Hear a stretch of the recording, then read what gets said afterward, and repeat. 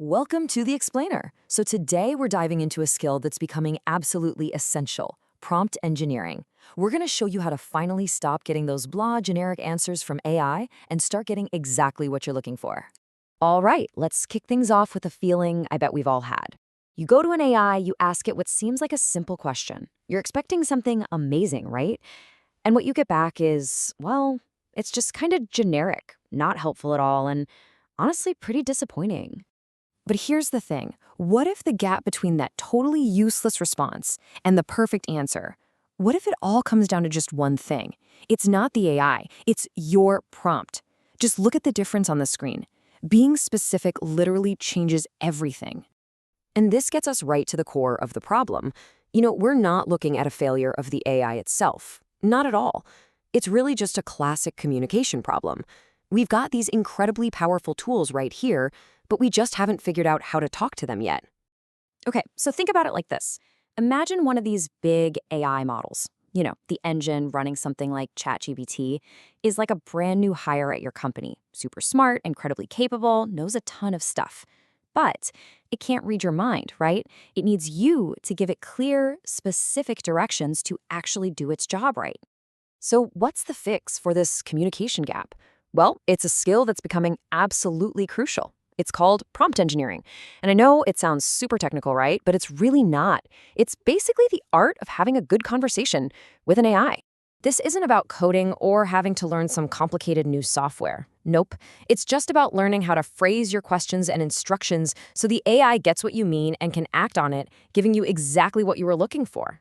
And I love this quote because it just nails it. Having a powerful AI is like having Aladdin's lamp. Sure, you can ask for simple stuff, but learning prompt engineering, that's how you figure out how to ask for the really amazing things to unlock its full power. Okay, so how do we actually do this?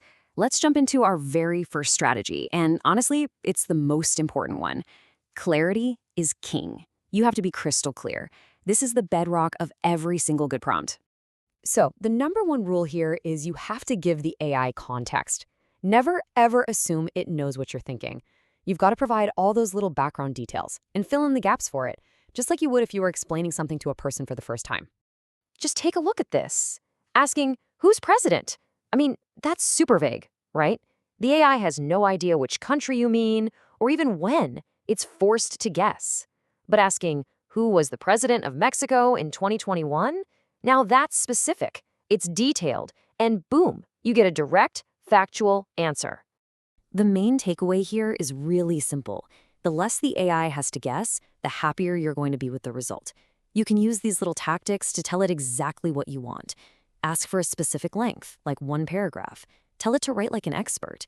You can even tell it to put the answer in a table. No more guesswork. All right, let's move on to strategy number 2. And this is where things get really interesting. We're going to build on that idea of clarity. Now we're not just being clear. We're actually going to give our AI a job, a role to play, and all the tools it needs to crush it. Okay, one of the coolest and most powerful tricks is to give the AI a persona. Seriously, think of it like giving it a job title. You can do this with what's called a system prompt. It's like a behind-the-scenes instruction that tells the AI how to behave for the rest of your conversation. So, for instance, check this out. We give it a system prompt that says, you are a comedian. Put jokes in everything you write.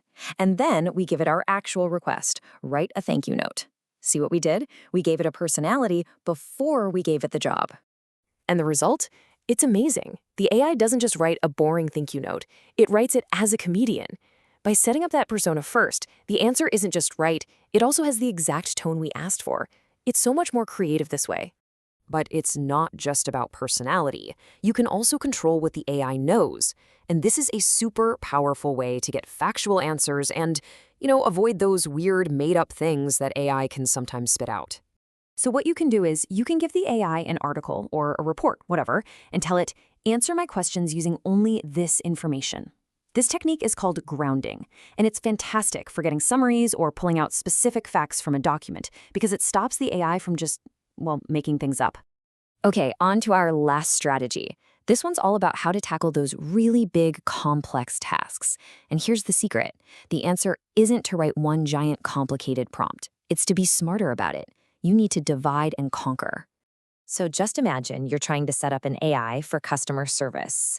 If you try to write one single prompt to handle every possible problem, well, that's just going to be a total mess.